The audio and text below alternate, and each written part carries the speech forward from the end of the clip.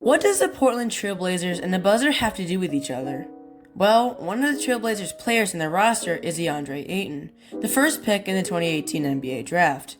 Third in Rookie of the Year voting, over 60% field goal efficiency in his peak, it's clear this guy has some talent. Yeah, sure, you could call him a bust, and I get it, but the reason why I'm talking about him is because of something that he did in the 2021 NBA playoffs that will never be forgotten. Back in 2021, Ayton was in the Phoenix Suns. The Suns roster that year, which consisted of Devin Booker, Chris Paul, and Jay Crowder, contributed to 51 wins in the regular season. But that was nothing compared to their playoff run. In the first round, they defeated the defending champions, the Los Angeles Lakers. Then, they swept Nikola Jokic and the Nuggets in the second round. Their next opponent, the Los Angeles Clippers. 2 years prior, the Clippers got both Kawhi Leonard and Paul George, both all-NBA talents in their prime, and a mix of offensive and defensive depth. Along with this, the 2021 Clippers had Lou Williams, Serge Ibaka, Rajon Rondo, DeMarcus Cousins, Patrick Beverley, and Nicolas Batum. Some of these players were old, but this roster had everything. They were expected to win the championship by the fans. But with Kawhi Leonard sitting out due to an injury, the Clippers showed obvious cracks. The Phoenix Suns once again showed their playoff performances. In Game 1, Devin Booker dropped a triple-double, 40 points, 13 rebounds, and 11 assists, including 18 points in the third quarter. This was the first time Booker had a performance of this kind, and since then, he's been unable to replicate. The Suns won the game by 6 points, contributed by their clutchness in the late game. Reggie Jackson for the Clippers had 5 turnovers and was visibly exhausted. Since the Sixers and Hawks were still in their series back in the second round, the Clippers could have valuable time to rest before Game 2. Game 2 arrives and it's quickly obvious this game's close. Back and forth lead changes, similar performances by many of the stars, it was looking to be an entertaining one. Cameron Payne was having an above-average game, and he had just scored 7 points in the third quarter. He would go on to finish the game with 29 points. With 9 minutes left in the fourth, Phoenix is up by 6, and it seemed like they would pull more and more away in an uneventful quarter. But the Clippers kept holding on to the bars. Now there's 34 seconds left, and Paul George has just sank in a mid-ranger. It's the Clippers' lead, the best opportunity to tie the series up. Phoenix takes back the lead after a Booker field goal, then George does it again, 103-102. The Suns then make the decision to sub DeAndre Ayton in for Cameron Johnson, which is a major catalyst for what's about to happen next. After Paul George misses free throw number 2 after a foul, the Suns get the rebound, and a timeout is called. And after that timeout finishes, it's the Suns' turn to inbound the ball. This is their chance to go up 2-0 in the series. This could demotivate the Clippers and make life harder for them. With 3 seconds left, Miles Bridges attempts a 3 and bricks it. The refs rule in favor of the Phoenix Suns, and with 0.9 seconds to go, it was looking bleak. There was little time for a 3-pointer, and 2 of their players were being guarded. He could pass it to Chris Paul, which was risky. That would be a 3-point attempt. But if you watch closely, you'll notice that Devin Booker is now screening the 2 Clippers away. One of those 2 is Ivica Zubac. This screen helped Ayton get the space he needed to dunk. Jay Crowder then passes it to Ayton, and now there's one more thing to do. Finish the quarter, the game, the win, and most importantly, the iconic moment. With Zubac's lead being too short to block Ayton, it was all free and, well, the Clippers were toast. Crowder looking, throws it alley. Oh! Ayton puts it down! He puts it down! It's over! And they're trying to say goaltending, but that's a live basketball. The Suns went on to win the series and move on to the NBA Finals, where they lost out in 6 games to the Milwaukee Bucks. Still though, you can't deny that they had a better result in the playoffs than their years with Kevin Durant. But another thing you can't deny is how much time there was left. There was only just barely less than a second left, and it was one of the quickest buzzer beaters in history. But, as impressive as it was not the NBA's quickest buzzer beater of all time. It wasn't even close. In today's video, I discuss even quicker ones, and later, the top 7 of history. So buckle up and enjoy the lore. Okay, Before we get to this, I just want to remind you that if you want to support my channel, consider subscribing, which helps push my channel and videos to more people. I would really appreciate it.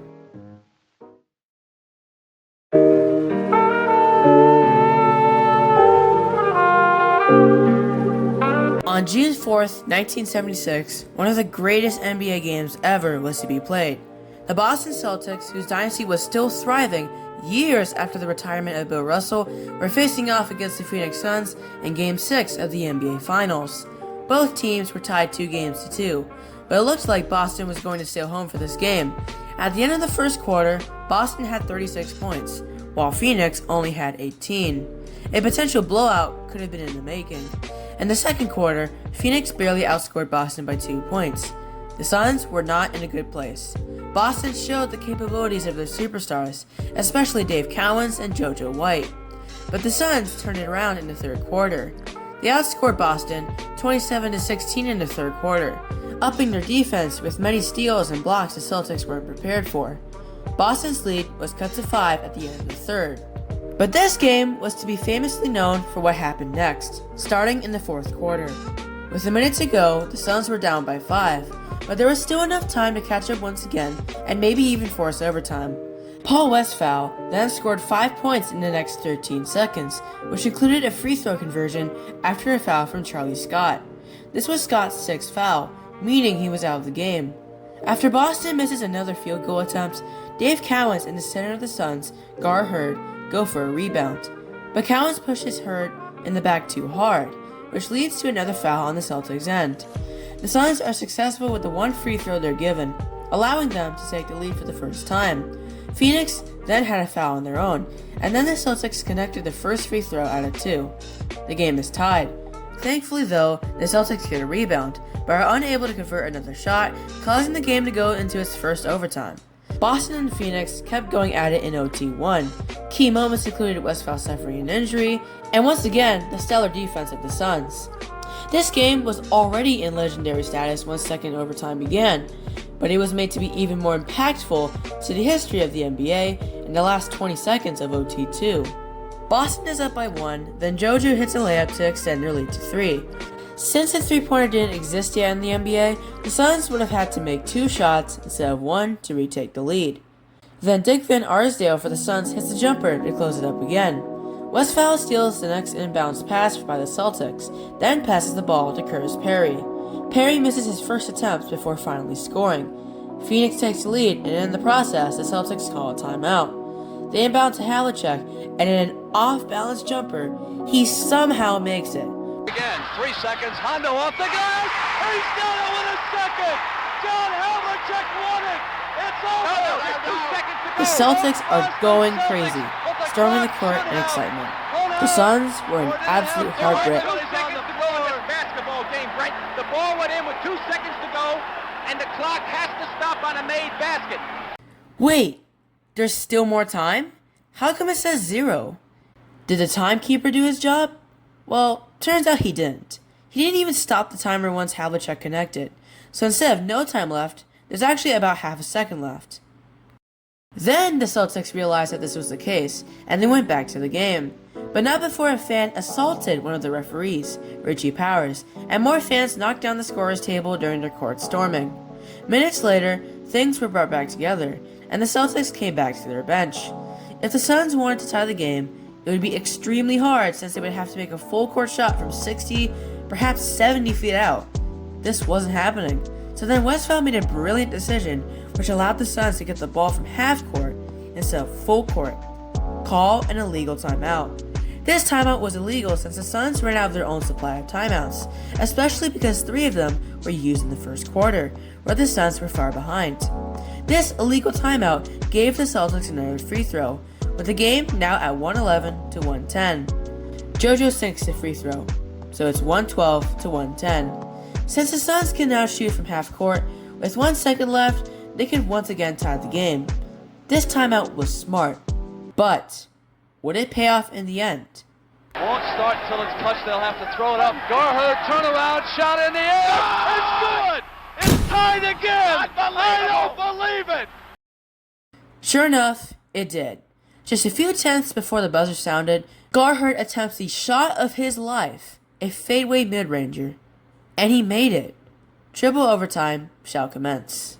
Phoenix and Boston were still tied 2 minutes into third overtime, but the tipping point was about to unfold. After Phoenix took a brief 2-point lead with 2 minutes and 30 seconds left, Boston put up a series of field goals to take back the lead, 122 to 118. They continued, and with 36 seconds left, Boston led by 6. Finally, Boston could take it easy for the first time in 2 hours. But it still wasn't over. Phoenix gave Boston a run for their money in the dying seconds, with 4 points by Westphal in 19 seconds. Boston suddenly had to be careful again, so it took them quite a large effort to do an inbounds pass. As the Celtics do the pass, Westphal almost steals it. Had he been successful, this game might have gone to a fourth overtime. But JoJo White saved the day, dribbling out the ball to the end of the game. While this buzzer beater didn't result in the ending of the game, it still forced another overtime period. Since tenths of a second weren't implemented yet to game clocks, I had to retime myself just to see how much time there was left on the clock. Starting from the moment the ball was released from Hurt's hands to the clock saying 0, there was just 5 tenths left. More specifically, 0.533. This makes this one of, if not, the quickest buzzer beater in playoffs history. But not in all of the NBA, so we need to keep going.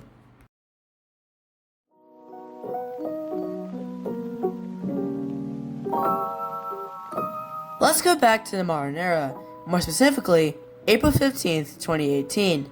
Milwaukee had just scraped through as a 7th seed to make it to the playoffs. Remember those days when there was no plan? The roster included a young Giannis Antetokounmpo, Khris Middleton, Brandon Jennings, Jabari Parker, and Malcolm Brogdon. The first game in the playoffs was against the Boston Celtics. In Game 1, Milwaukee found themselves in a similar situation to what the Suns were, behind early but catching up late. The Celtics were once leading by as much as 12, and were still a little ahead by 9 with 4 minutes and 44 seconds to go in the fourth quarter. Milwaukee continued their comeback, with Middleton and Giannis as the main scorers, and they were able to get the game within just 1 point, 93 to 94. But there was still 24 seconds left, enough for the Celtics to just dribble it out. That gives Al Horford 2 free throws which he makes, so now it's 93 to 96. After Milwaukee calls timeout, Terry Rozier hits a 3 to tie it up. The Celtics respond with a 3 of their own, and the shot clock ends up with just 5 tenths remaining. Then Milwaukee calls another timeout, this time a full one. They didn't make any changes in this last timeout before overtime, apart from subbing in Jason Terry for Malcolm Brogdon. Milwaukee then has their inbound, and they choose to pass it to Khris Middleton. Middleton was the closest out of all the Bucks players to the inbounder, so it made sense why the ball was passed to him. Middleton then goes for it. To be honest, that jumper looks smooth, and of course, you know what happens. Middleton!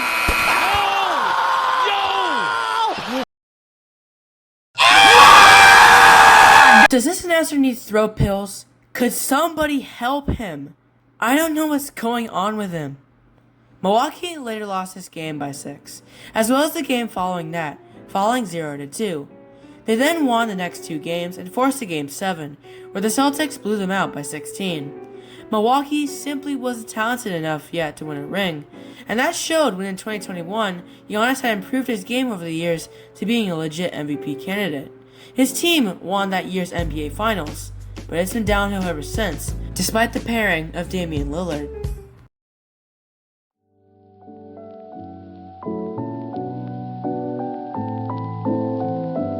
Our final case we'll take a look at is David Lee's last 10th tip and way back in the 2006-07 season. David Lee is a 2-time All-Star and once made the All-NBA third team. He's also known for winning a championship with the Warriors in 2015, even though he received little minutes during that season's playoffs. Back in 2006-07, Lee was in his second season and was actually a candidate for 6th Man of the Year. He averaged 10 points and 10 rebounds per game in 29 minutes of playing time, having started in 12 games.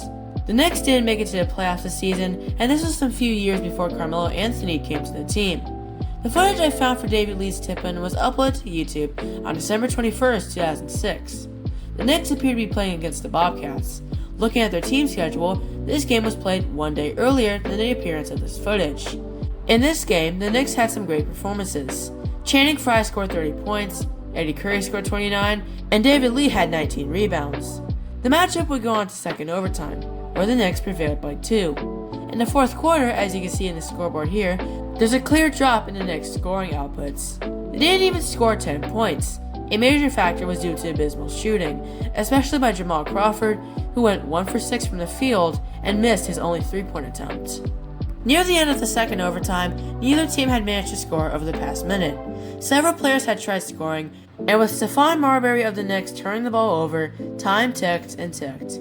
As a last 10th measure, the Knicks barely were able to call a timeout. By last 10th, I literally mean last 10th. There was 0.1 seconds on the shot clock. That is so little time. Any jump shot, no matter how fast you flick the ball, wouldn't count. The only option now was to tap in the ball as if you were a baseball player. Kinda. With Jamal Crawford inbounding the ball, any mistake, or even if it was a small one, would kill this opportunity. Crawford was able to pass the ball to Lee in just the right way for an alley-oop, and the ball was in Lee's hand short enough that when the shot went in, the refs actually counted it. You see this Bobcat's reaction here? He's absolutely shocked. He can't believe this was checked off. On the replay, it did take a while for the timer to start again, and it definitely looked like Lee was still in contact with the ball after 1/10. But since said ref counted it, it probably doesn't matter. I know, but it is what it is. The video of David Lee's tip-in is a recording of an MSG highlight, which also showed Trent Tucker's last 10th shot all the way back from January 1990. The timer in that case took longer to restart, but once again the ref counted it, even though I don't see the ref's hand gesture as the camera zoomed into the ball, causing the ref to no longer be visible. There's some more cases of last 10th buzzer beaters and even more cases of last 10th shots that didn't count or didn't go in. When you think of alley-oops, many think about its cool factor. But don't overlook just how quickly one happens, because if this happened in an NBA game and you were part of a team, and you were the one to organize it, and it counted, just imagine how delighted you would be. All of your worries and frustrations would almost immediately go away. But that's a hypothetical scenario. Still though, next time you do an alley-oop in a game against your friends, just appreciate how these are some of the fastest ways to score a basket. Anyways, I'm some random Xander, and this is it. Goodbye.